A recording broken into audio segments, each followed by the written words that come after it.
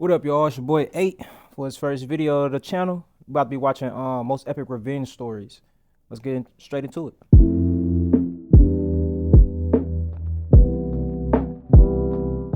Today we're going over more extreme revenge stories from history. Peter I of Portugal. It's 1340, and Peter, the son of the King of Portugal, is unexcitedly awaiting the arrival of his future bride. This marriage wasn't one Peter was looking forward to. In fact, this was all his father, King Alfonso's idea. See, Well, niggas back then, they was just getting like put in situations and shit. Like they just had to accept that shit. Me personally, if that chopped, Portugal was a relatively small kingdom that shared a border with Castile, a large and powerful nation. Understanding it was probably better to make friends and not enemies, Alfonso negotiated a deal to have his son marry the daughter of a powerful Castilian. that shit business move. You gonna have to do that. It's a business move. Oh! Negotiated a deal to have his son marry the daughter of a powerful Castilian noble. The contracts were signed, and the king felt great that his son's marriage would help keep his kingdom safe and secure. Never in 1,000 years could he imagine what would happen next. The royal procession from Castile arrives, and out steps the most beautiful woman Peter had ever seen. His jaw hits the floor, and he can't stop. The most beautiful? That kind of ugly. I ain't even gonna lie to you. Look at the tooth. They ain't even try to make her look right. The eyes all slanted and shit. I guess, you know what I'm saying? Daring. Caramba! She is stunning! A total 10 out of 10 baddie, and the future king instantly This nigga doing way too much. falls madly in love. But there was just one problem. The woman he was staring at was actually not his bride. She is a woman named Inés de Castro, his future wife's lady-in-waiting. His real fiancée, Constanza, sits the carriage next and approaches Peter to introduce herself. No, they just violated this nigga. They just violated that nigga the dirtiest. Why she had to step out first? She couldn't have stepped out second.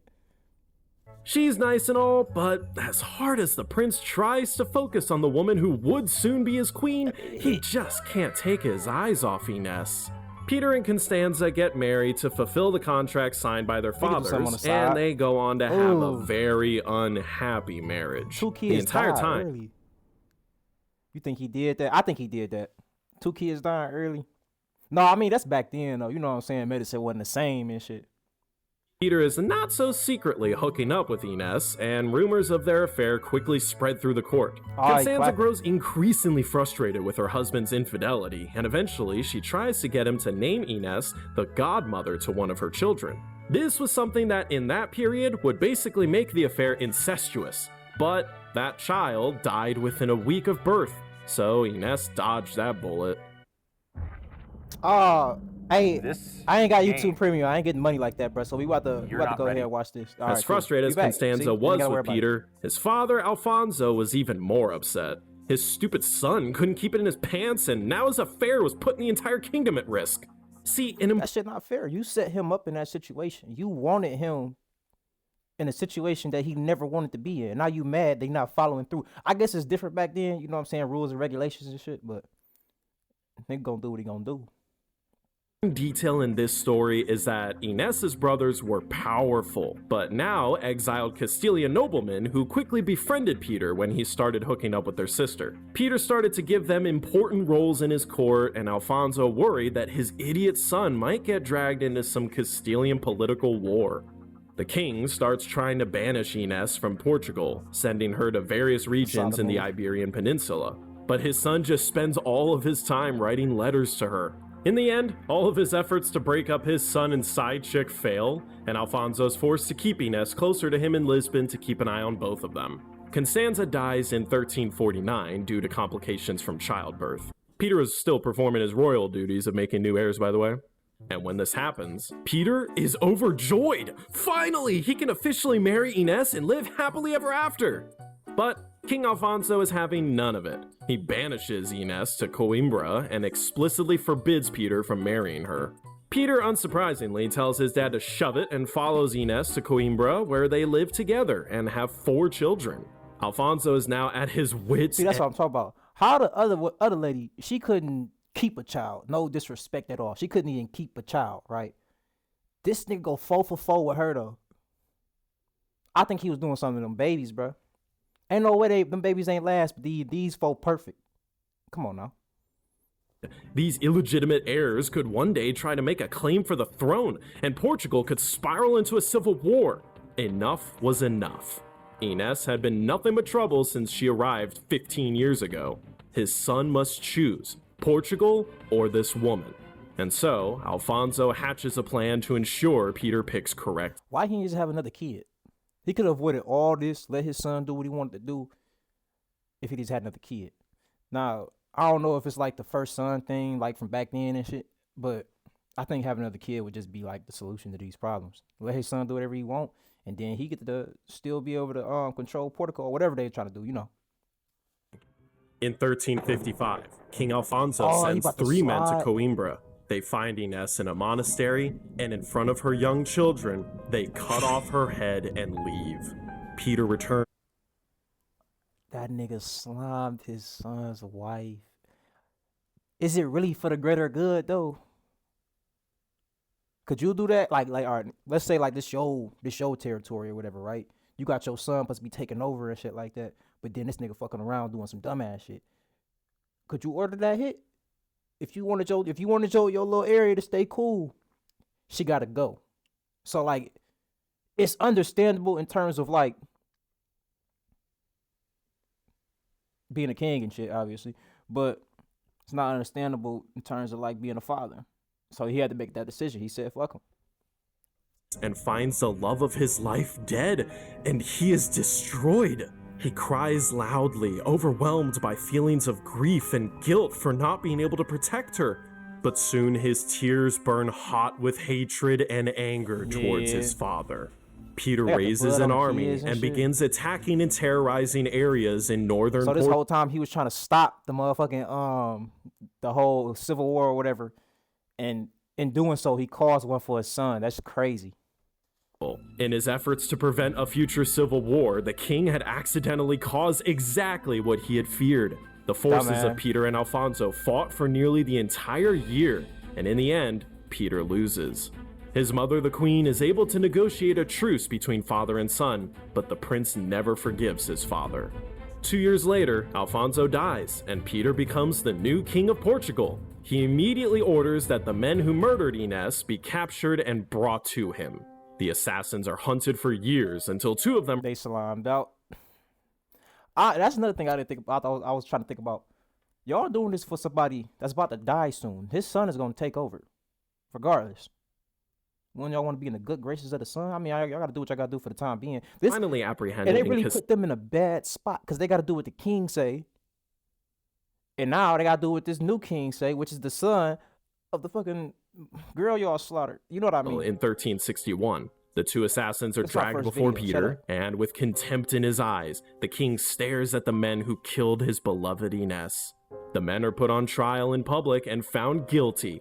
As punishment, Peter orders their hearts to be ripped out while they are still alive. Some sources say that he himself participated in the execution, screaming, "You have done the same to my heart!" What usually comes next in this story is apocryphal, meaning it may not have actually happened, but it is said that Peter then declared to the crowd that he had married Ines before she died, and that she was his rightful queen. He has Ines's body exhumed, dresses her corpse in the finest clothing, and places her on the throne, lovingly... Damn, he really loved her, bro.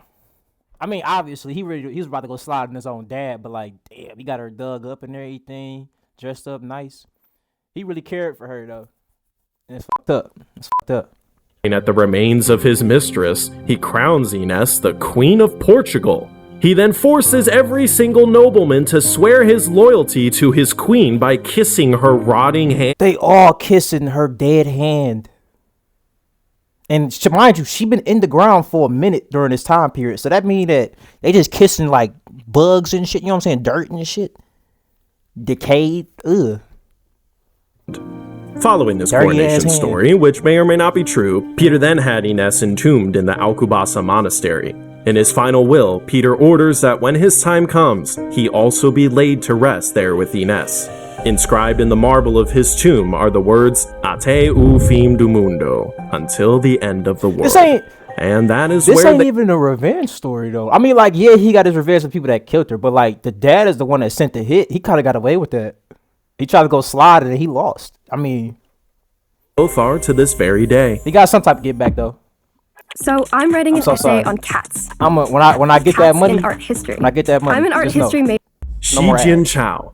The early half of the 20th century was a time of complete chaos in China. In 1912, due to political pressures, the 6-year-old Qing Emperor Puyi abdicated his throne, officially ending the 268-year-old dynasty. Within just 4 years, the country that was once the most powerful nation in Asia devolved into a land of constant violence, with areas governed by regional warlords fighting for control over the now toothless government in Beijing. This era is known today as the Warlord Era, and amidst the mayhem, a young woman would make history when she set out on a decade-long quest to avenge the death of her father.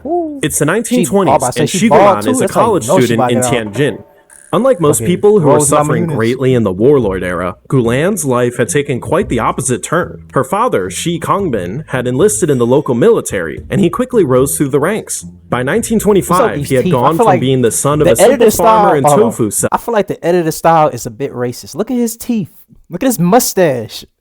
Why does he have the exact same mustache and teeth? Yeah, I don't think this racist. All right, let me stop. All right, let's get to the video. To a brigade general serving a powerful warlord aligned with the Fengxian clique. His family, including Shi Guolan, had in the process gained the status and prestige that came with such a rank.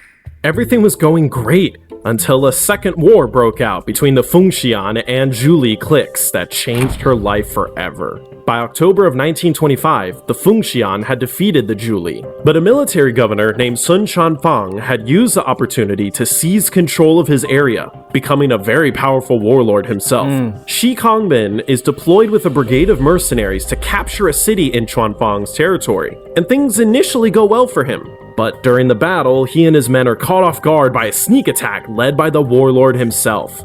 Kongbin's forces are quickly overwhelmed, and he is taken hostage. The following day, he is tied up and brought to a local train station. A crowd gathers, and Quanfang orders his prisoner decapitated. Kongbin's head is paraded around. They brought him to a train station just to have him decapitated. I thought they was going to put that boy on the tracks. On a bamboo pike and then displayed for all to see. News of her father's death reaches the young Shi Guolan, and she initially mourns the loss of her father. But soon her tears of sadness burn her cheeks, and she is consumed by anger. This warlord had not just killed her father, by displaying his head, he had dishonored his entire family. How could anyone tolerate such disrespect? She swears that he was just waving around the head, though, now that I think about it. She got every right to be on that type of time. Will stop at nothing to avenge her father and restore her family's honor. He walk around that would be much easier said than done. See, Quanfang was now one of the most powerful warlords in China. And Shi Guolan, well, she was a 21-year-old college kid. The thought of a random student assassinating someone that powerful seemed highly improbable.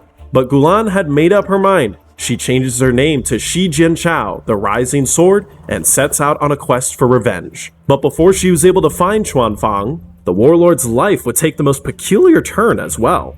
By 1926, Chinese citizens were sick and tired of the warlord system. A group from the south of China, called the Kuomintang, took advantage of this public sentiment, and they set out on their own quest to defeat every warlord in China to reunite the country. This whole event, called the Northern Expedition, probably deserves its own video, but to massively oversimplify the story, the warlords were all defeated by the KMT in about 2.5 years. This didn't really fix the constant. Damn, bro. Imagine fighting for 2.5 years. Like, at some point, I'm not even mad anymore, bro. Like, this shit just got to get in. You know what I'm saying? It got to be over with. 2.5 years of fighting. Y'all still mad for 2.5 years? In China, but with the warlord system gone, Quanfang lost everything he had worked for. Left with nothing to show from the last 15 years of being a ruthless warlord general, Quanfang shaves his head and actually becomes a devout Buddhist. While all that is respectable and all, I guess, Shi Jianchao didn't get the memo, and she begins tirelessly working to unearth clues to identify and locate her father's killer. For 10 whole years, she chases leads, traveling hundreds of miles searching for Chuanfang, until finally, she finds him in the city of Tianjin. As she watches the former warlord from the shadows, it takes all of her self-control not to end him right then and there. But she had spent a decade of her life in preparation for this moment. She knew that she would only have one shot to take him down, and she could not waste that opportunity. So, instead, she stalks her prey for months, learning his daily routine until finally, she had selected the perfect place to enact it. Oh, she really on his ass, bro. And it's months, and he don't even know, bro. She about to get that nigga. On November 13th, 1935, Shi Jianchao steps into a lay Buddhist hall and, as expected, finds Chuanfang kneeling with his eyes closed, leading a group in the chanting of a sutra. As he continued the recitation, Shi Jianchao slowly walked directly behind her father's murderer and carefully drew her pistol. She points her weapon at the former warlord and coldly unloads 3 rounds into his head and back. Now look, I am not trying to be racist, but I honestly thought that she was gonna pull out some type of sword or dagger. Like, I didn't know this was like around this time. Obviously they showed guns earlier, but I thought she would have had her hand. I mean, it's been 10 years later though. I saw a sword though. Quick decapitation. Fang instantly falls dead and the hall erupts into a panic.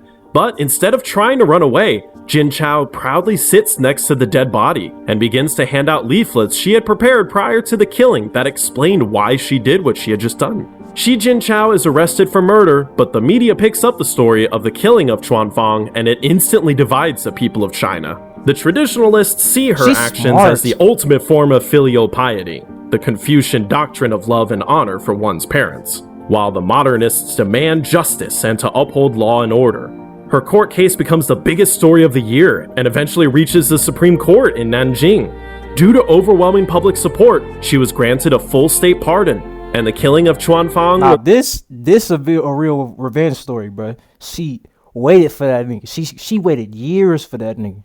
Finally caught that nigga. Then decided to get his whole algorithm down first. So she probably spent like 10 and a half years, maybe 11 years looking for this dude. Slimed him right there in front of everybody.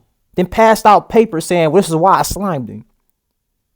The execution can't get no better than this. She got free because of the little panfish she slabbed out.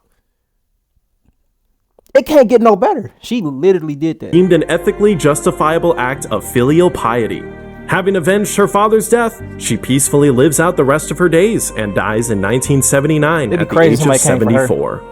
Ain Jalut. Okay, this last story completely blew me away because not only was it the first time someone actually stopped the Mongol conquest in its tracks, it's probably one of the craziest movie-like stories of revenge in history. It's 1231, and the once vast and powerful empire known as Khwarezmia lies in complete ruin. As retribution for the disrespect shown to Mongol emissaries by the governor of Otrar, Genghis Khan and his army had invaded the land, killing an estimated 15 million people as they burned entire cities to the ground. Amongst the remnants of the once proud civilization, the Mongols who continued their occupation of the land find a young Khwarezmian prince and sell him to a slave merchant in Egypt. The boy is purchased by the local sultan and is put into training to become a Mamluk, a warrior class of slaves used by the rulers of the Muslim world as elite knights. Imagine going from prince to slave, getting whatever you want, to just getting by. That shit crazy. Surprised he ain't, you know what I'm saying? The former prince is thrown in with the rest of the slave children and is forced to endure the strictest of training regiments designed to turn boys into hardened men. From a young age, he is thrust into combat against other children, and he is given the name Kutus, the rabid dog, because he fights like a vicious beast against the other slaves. Kutus rises through the ranks and eventually becomes the vice sultan of Egypt in 1253. By now, this is what I never understand. The person y'all slimed out, the person y'all made a slave, y'all start giving that nigga rank. Like, why has that ever been a smart idea? He's still y'all op. Y'all think just because y'all trained him right and got him good that he ain't forget about that? He forgot about that shit? Come on now. Mamluks had revolted against their masters and established their own sultanate, becoming the rulers of the land. Against all odds, the former prince had made his way from slavery back to a royal position. But an easy life was not his destiny, and ghosts from his past would soon return to haunt him. Though Genghis Khan had died in 1227, his grandson Hulagu Khan had continued the Mongol expansion westward. Like demons, they had brought nothing but death and destruction to every land they touched. In 1254, they sacked the city of Baghdad and massacred all of its inhabitants, ending the Islamic Golden Age. The Mongols then pushed into Syria and took the cities of Aleppo and Damascus. The Ayyubid Sultan sends word to Egypt, pleading for help against the Mongols, and Qutuz is haunted by the memories of the destruction of his homeland. He knows the horrors the horde from the east will bring, and if the Mamluks are to have any chance of survival, Egypt must have strong leadership. He deposes the young and inexperienced Sultan and takes the throne for himself. As if on cue, Hulagu Khan's diplomats soon arrive in Cairo, and they begin to read a very Mongol-sounding message to the new Sultan. From the King of Kings of the East and West, the Great Khan, to Qutuz the Mamluk, who fled to escape our swords. You should think of what happened to other countries and submit to us. You have heard how we have conquered a vast empire and have purified the earth of the disorders that tainted it. We have conquered vast areas, massacring all the people. You cannot escape from the terror of our armies. Where can you flee? What road will you use to escape us? Our horses are swift, our arrows sharp, our swords like thunderbolts, our hearts as hard as the mountains, our soldiers as numerous as the sand. Fortresses will not detain us, nor armies stop us. Your prayers to God will not avail against us. We are not moved by tears nor touched by lamentations. Only those who beg for our protection will be safe. Hasten your reply before the fire of war is kindled. Resist, and you will suffer the most terrible catastrophes. We will shatter your mosques and reveal the weakness. They gonna have to come do that. Fuck it. Your God, and then we will kill your children and your old men together. At present, you are the only enemy against whom we have to march. As the messenger speaks his final words, the Mamluk advisors are literally shaking in fear.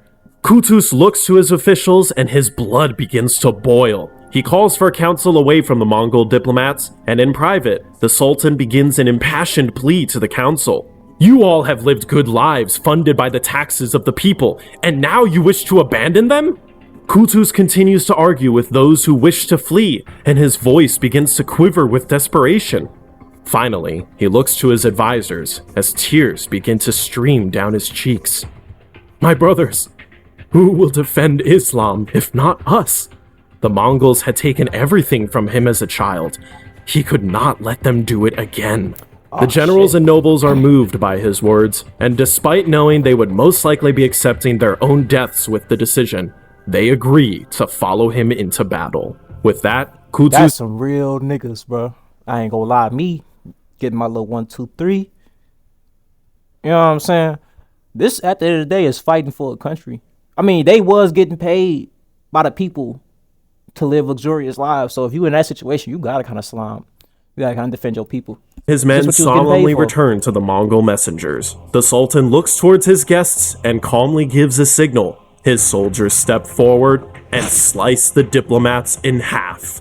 Their heads are removed and hung from the south gates of Cairo as an open act of defiance.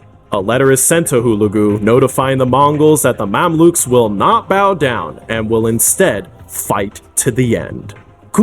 Imagine being able to build an app with your name on it. I swear to God. Just by thinking about it. Give me a couple seconds. Meet Base 44. Look. Qutuz is soon joined by a rival Mamluk general named Baybars, a man who was also sold into slavery as a child by the Mongols. And they quickly begin to raise an army and set out to confront the enemy from the east. The Mamluks cobble together 20,000 I probably should get YouTube Premium. That's like 3 ads. Men, but they are vastly outnumbered by the Mongols, nearly 3-1. It looks like this will be another trademark Mongol Muslim massacre, but fate intervenes when the great Khan Monka dies. Hulagu is forced to return to his homeland to help decide on the successor, and takes most of his army with him. He leaves his trusted general Kitbuka with around 12,000 warriors to finish the job. Kitbuka had recently converted to Christianity, so he recruits some Christian soldiers from Armenia and Georgia to bulk up his army, and then begins preparations to invade Egypt. Kutus gets word that Hulagu had left the area, and he and Baybars immediately ride out to force a battle with Kibuka. They find the Mongols camped near a spring called Ain Jalut in Galilee. Baybars had spent time in the area as a fugitive and was familiar with the terrain, and he comes up with a battle plan to use the Mongols' own tactics against them. The bulk of the Mamluk army, commanded by Kutus, is left hiding in the trees, and Baybars takes a small detachment to directly attack the Mongols. Baybars and his men charge the Mongol camp and harass them for hours with hit-and-run tactics. Every time the Mongols run out to fight, the Mamluks pull back closer and closer to Kutus. Eventually, Kibuka grows frustrated and he orders a full charge. This is exactly what Baybars had been waiting for, and he quickly orders his warriors to fall back. The Mongols, now enraged the Mamluks are again running away, blindly chase them, and Baybars and his men lead them directly to Kutus. Damn. It's over with. The trap had been set, and the Sultan gives the order. Kutus's army emerges from the forest, and archers send a storm of arrows down onto the unsuspecting Mongol riders. The Mamluk heavy cavalry then makes a full charge and smash directly into the enemy line. I ain't gonna lie, this play they set up with the numbers against them, it's a smart play.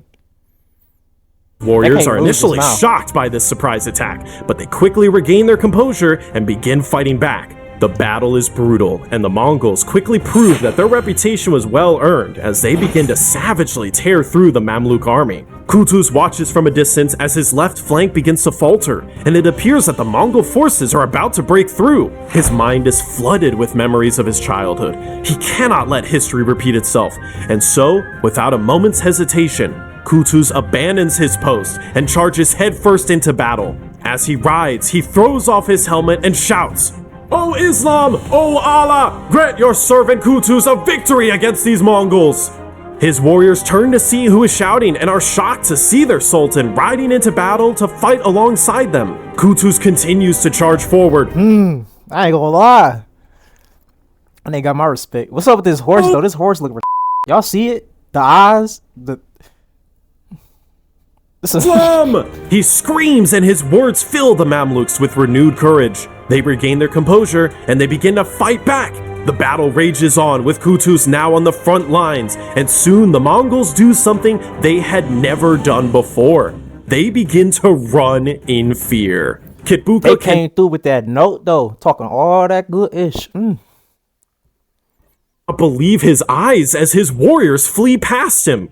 He tries to rally his remaining men, but it is no use. The Mongol general and those who stayed to fight are all slain in battle. Hulagu Khan receives word of the Mongol defeat at Ain Jalut and is enraged. He orders the execution of the last of his Ayyubid prisoners, but the damage had already been done. The illusion of the Mongol invincibility had been shattered.